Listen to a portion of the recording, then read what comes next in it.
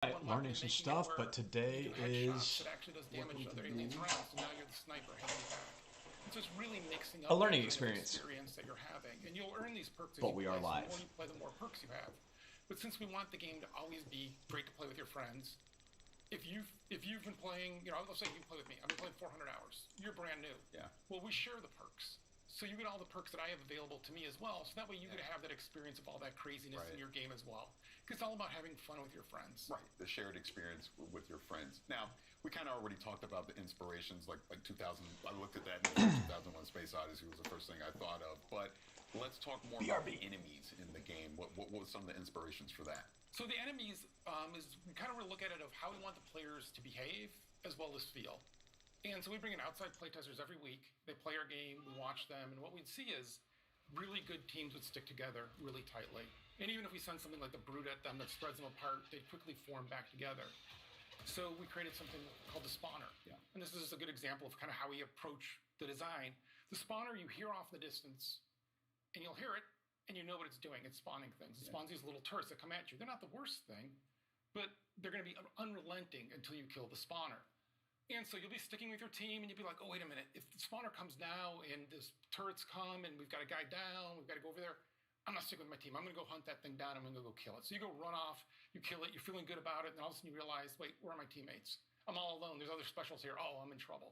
And it's trying to create those kind of moments where it's mixing it up, where you always want to have it where it almost takes turns of one player's the last one surviving, they're the last one up, and they're helping everybody else up and get it going. And so really looking at having those enemies give you those moments for how it affects the players. Bonus question for you. What does the anacrusis actually mean?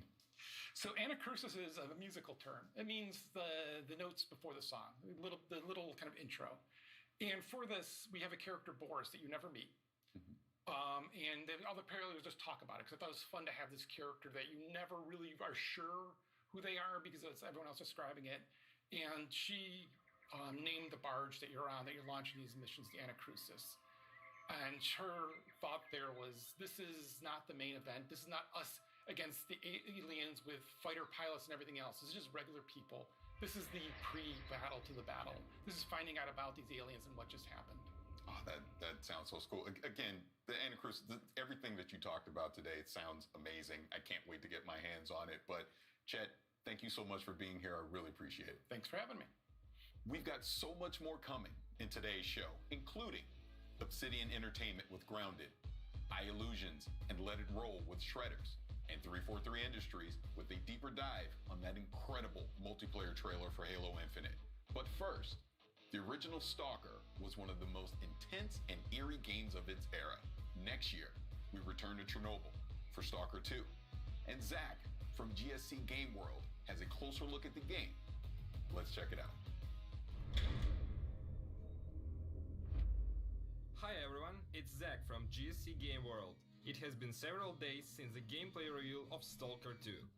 Our game now has a subtitle, Heart of Chernobyl, and a release date of April 28, 2022. By the way, the pre-orders are opened for both PC and Xbox. You're obviously here willing to learn more, so here are several details about Stalker 2, Heart of Chernobyl you probably didn't know yet. So let's dive a little bit deeper in our trailer. This section of the trailer is a bandit's gunfight on the chemical plant. You can see the actual in-game animations of picking up the weapons and installing modifications on the go. The thing is, you can notice the teaser of a new faction. We are not showing the exact moment right now because we wonder if you can discover it yourself. You may actually recognize the exact location on the swamps. If you played Stalker Clear Sky, you may remember this place. The time did the job, but the tower is definitely still there. Also in this scene, you can see a brand new detector Skiff is using for the artifact hunt.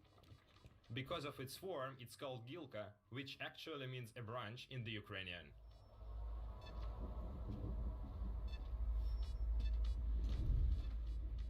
The artifact Skiff is going to collect is called Jelly. In-game, it recovers your stamina. Moving to the Dancing Man scene. Before you ask it, yes, there will be a lot of characters with an interesting fate in the zone. His hideout is located in Chernobyl too. That's a town not so far from Pripyat you have seen in the gameplay teaser. Узнаешь мотив?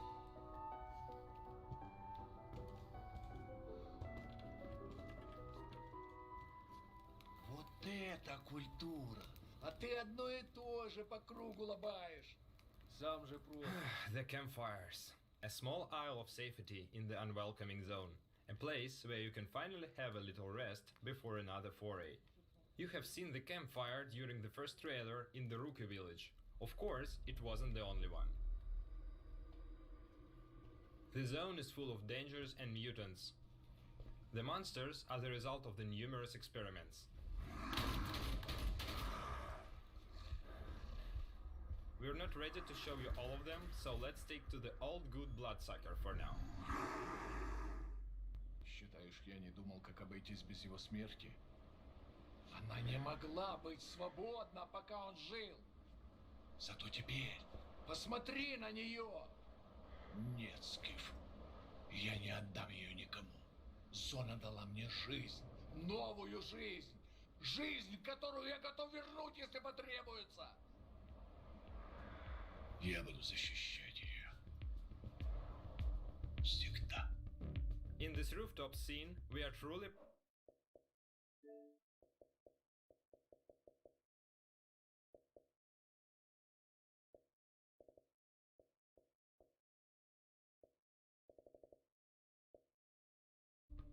Она не могла быть свободна, пока он жил. Я буду защищать ее. Всегда. The Gauss gun you're seeing in this section is one of the most powerful weapons from the arsenal.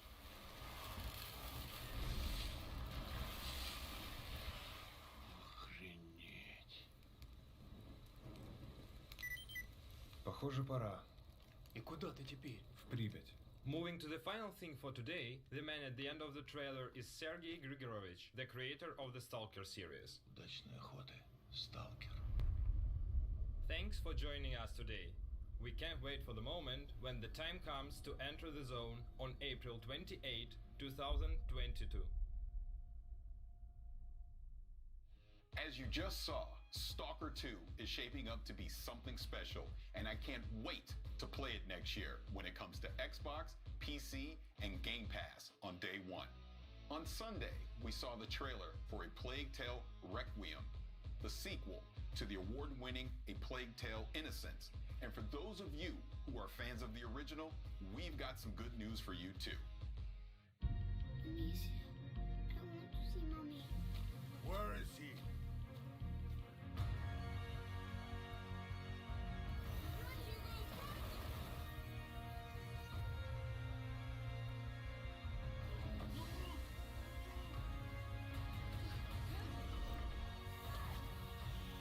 No one can escape their own blood. We call this odorous. Where is your son?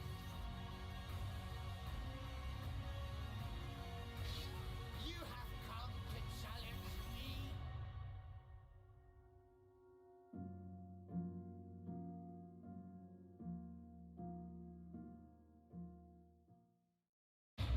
If history was in your hands, what would you build?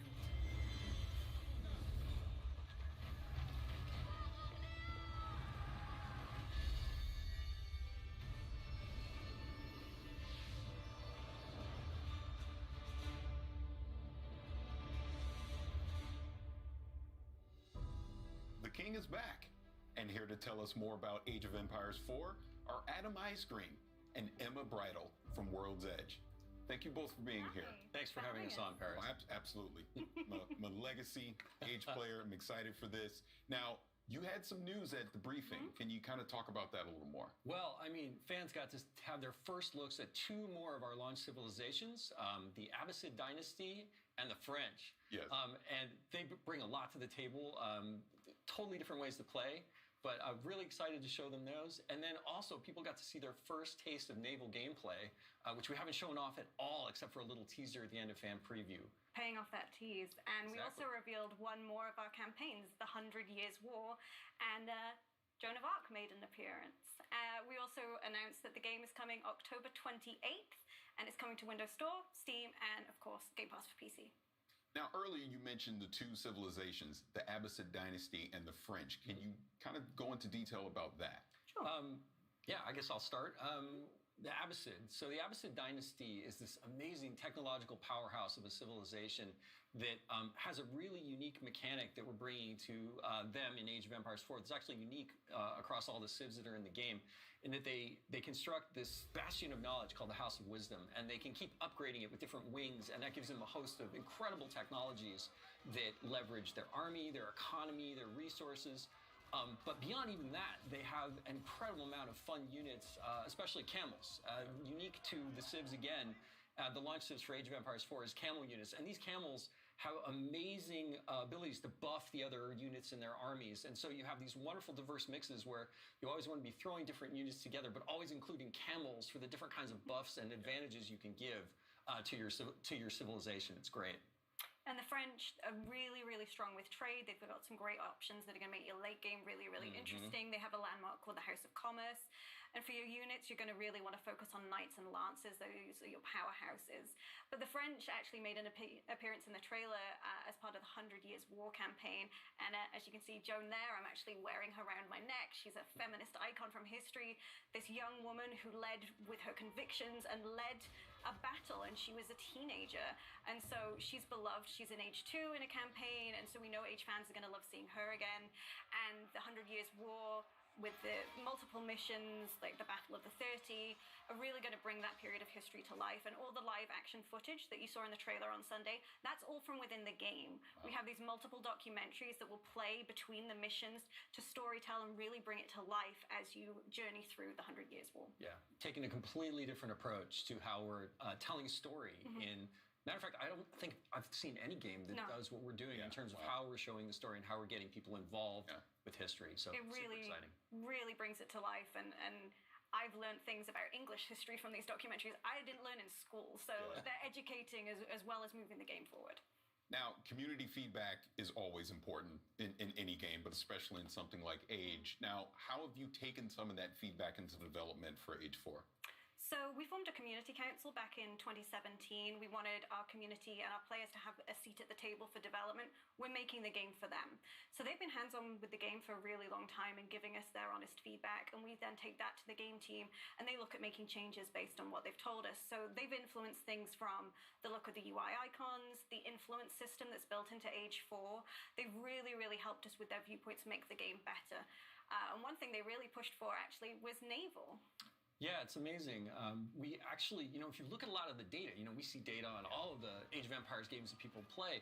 And naval is one of those things that in Age 2, a lot of people don't use it, which is crazy, right? But if it wasn't there, people would miss it so much. And sometimes we have to ask those hard questions when we're making games, right? We say, like, do we need to do this? And it was something that we felt weird about. And we went to the council with it, and we're like, hey, not even you guys don't play naval all the time. Like, do we need it? And they're like, yeah, no, we see your point, but you have to have this. Yeah. And it was great. It was a great reaffirmation. And we throw a lot of things like that at our council to make sure that we're making the game that's great for all the different kinds of players that love Age of Empires all over the world. And now we're heading towards launch. Yeah. We're branching out beyond our council. People are going to get hands-on for the first time. So we had a fan preview event back in April, and we looked at the feedback from that and have made changes since then. So, you let us know that you didn't feel like the weapon scaling was quite right. So we've gone ahead and we've improved that.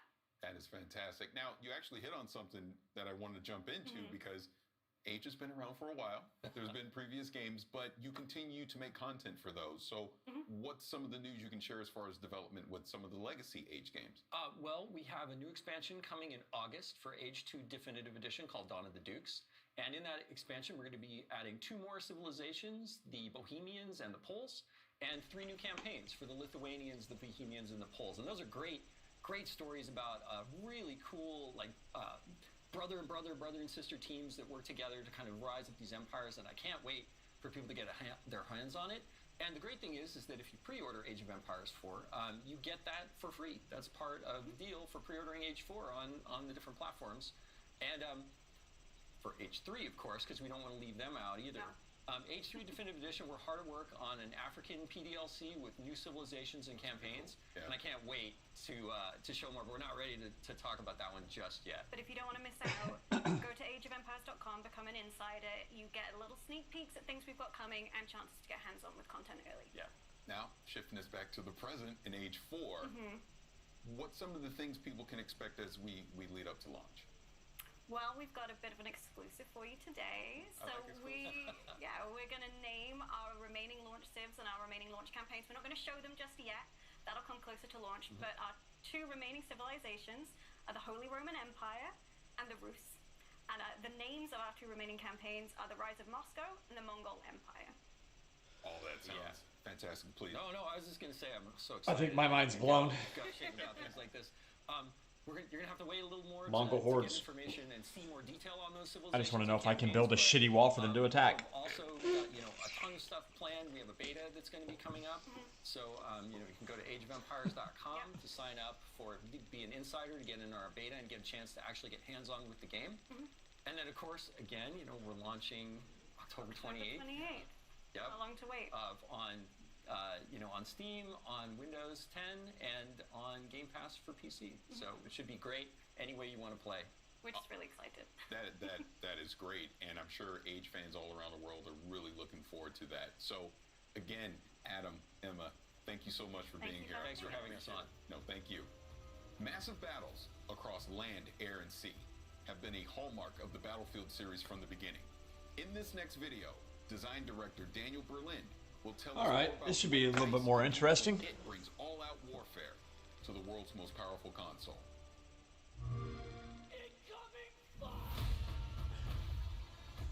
This doesn't get old.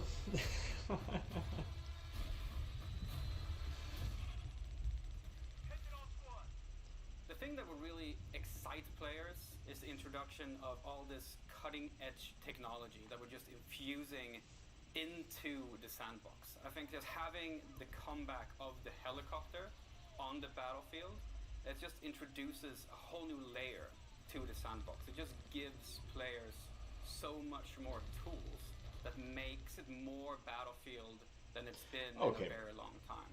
So we really enable our players to be really. The helicopter's always been in Battlefield, we give them. unless it was it's kind of all about before being in a helicopters were massive, invented. open That's a war cop out. setting, and being able to say like, hey, there's a problem over there, go solve it, and the players actually choose how they want to solve that problem, and through that process create their own Battlefield moments. Straight edge ain't wrong. So in 2042, you will experience 3 really distinct experiences.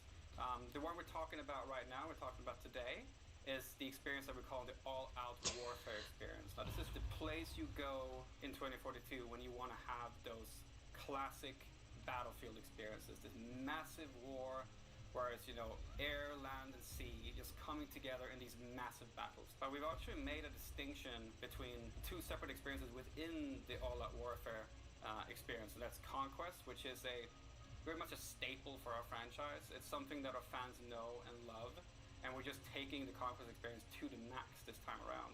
Conquest is all about the freedom, the access to the sandbox, being able to choose where you fight, how you fight, where you want to go. But it's also experience that will allow players to kind of choose their own pacing, and there's moments in Conquest where it's complete chaos. When a lot of players just converge on a I watched my stream point, from last and night. the That's chaos true. goes up to the maximum. But there's also moments within Conquest where, you've just had that big battle, and now you've won that battle. You go like, okay, you bring up your map and you have a conversation with your friends, and you say like, okay, where do we want to go next? Oh, we need to go over there to that state. Okay, how do we get there? Oh, let's call in a vehicle. And a vehicle, you can call it in wherever you want, and then your friends, you hop into the transport vehicle and you go across the map and you go to a new location where there's a new fight. So Conquest is just that full freedom to the sandbox. And right next to that lives the other experience within All Out Warfare, which is Breakthrough. And this is a significantly more guided experience. All right, what is this? On a Because journey I've been curious throughout about the what Breakthrough entire map. is. And in Breakthrough, there's an attacker and there's a defender team. And we kind of compress them into fighting head-on in a specific space. So the time to action is short, and the level of chaos is really, really high. There's helicopters, and there's tanks, and there's infantry. There's just everything happening, and it's just complete chaos in Breakthrough. So All Out Warfare kind of takes these two fan-favorite staple modes, and we make them distinctly lean into their specific strength. And that's on the Xbox Series X and the Xbox Series S, you will actually be able to play All Out Warfare experiences up to 128 players, which is a double to what we've done in the past in the franchise. That means I'll be able to die really, just as you know, twice as you many have those times. moments when you're playing 2042, when you're sitting in a helicopter and you look down and you just see this, you know, sea of tanks, soldiers, infantry, helicopters, fighter jets just moving in unison, and you kind of get this feeling that you're part of something bigger, like a really, really massive army. And that's the strength of the massive play spaces that we're building. And we're able to really make this play really well. We've altered our way of handling level design, because it wasn't just as simple as you know, just making it bigger and then portion the locations out. It doesn't really work that way. So we've leaned into a new type of design mentality that we're calling clustering. Now, what clustering means that you will have a massive battlefield in front of you, but within this massive battlefield, you will have particular clusters of objectives. So the map Hourglass is set in Doha, Qatar, and it is, I'm not going to go into any specifics about exactly how large it is, but it is definitely one of the larger... We've got a new viewer, thanks for watching. It's one of my favorite maps personally, because it has some really, really cool, distinct locations within it. Down to the south of the map, you'll have a fully destructible village. This is a great space for infantry and vehicles alike, because you know as a Battlefield player that infantry is skulking around inside the buildings, but you know, when you're in your tank or your attack helicopter, you can just, you know, can destroy those buildings and get access to the infantry. And you can go further east and you'll find a bunch of high-rises, skyscrapers. So there's a whole section there where you can enter the skyscrapers, you can go up to the top of them, you can zip line between the roofs, have fights in between the rooftops. But if you want to change it up even more, you can basically skydive off of the skyscrapers. And if you're playing a particular specialist that has access to a wingsuit, you can actually glide across the entire map space and get yourself all the way over to the stadium, which is on the east side of the map. And the stadium itself, it's a place that you go when you really want to just take out your shotgun and have some close quarters combat. So the mentality here of building larger maps, but creating locations within that map where there's a particular type of gameplay. That sounds like Conquest game mode, for example, MAG. You will also see the fact that if you want to capture the entirety of the stadium, it's not just to go there and capture one location. You actually have to capture multiple locations within the stadium in order for you to kind of to consider it yours, that your team can actually get benefits from it. So lots of dynamic moments on Hourglass. And if you saw in the gameplay trailer as well, there's a massive wall of sand moving across the entire gameplay space. So what happens when this massive wall comes, of course it engulfs you in the storm itself. But as it passes by, it leaves the entirety of the map in a different mood, in a different light, and it changes the visibility for the player. And this is a really good time for you to lean into our Plus system, where you have the capability to actually alter the customization on your weapon. But I also like to mention though that the wall of sand is one thing, right? But there's also the possibility of the tornado. Now, is that the only new gimmick though? Is just we get tornadoes? And the tornado because is this that's disruptor that just comes into the play well, space. a gimmick. Wherever it goes, destruction follows. It's a massive, moving physical entity that will pick you up, throw you across the map, pull helicopters into it.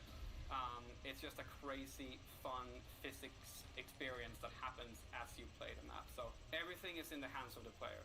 This really is a sandbox, and these moments are in the hands of the player. While in other games, the battlefield moments are pre-scripted, in our game, they just happen, and they happen differently every single time because it's players controlling what's happening around you. That's something that you only get in Battlefield, and that's why I love Battlefield so much.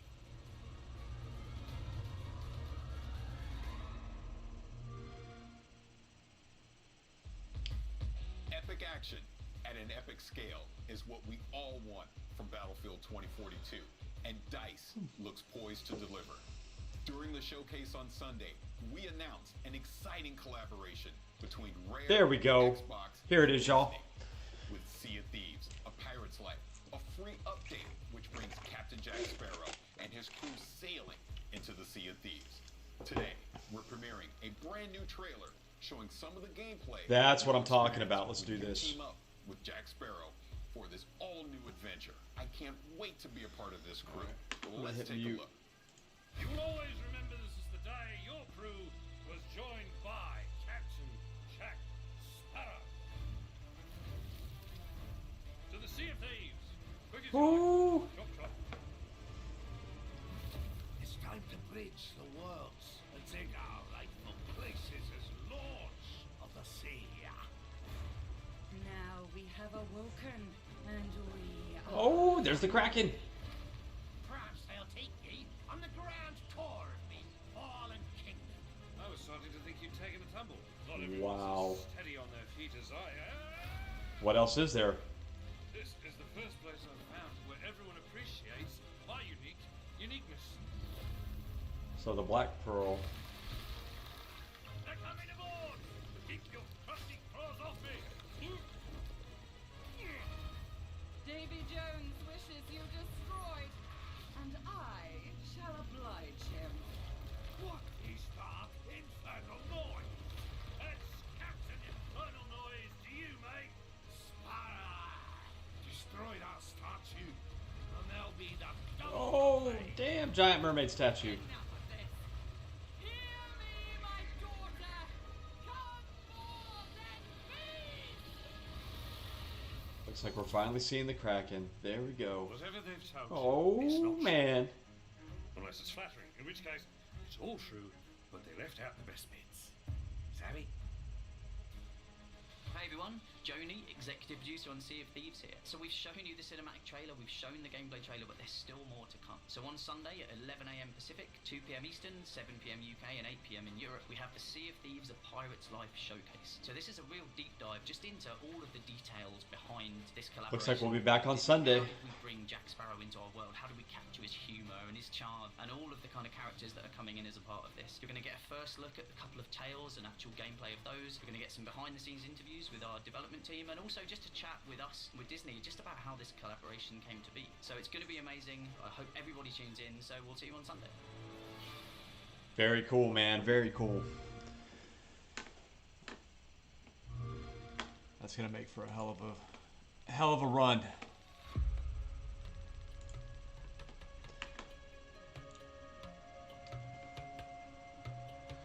All right, guys. Thanks for watching.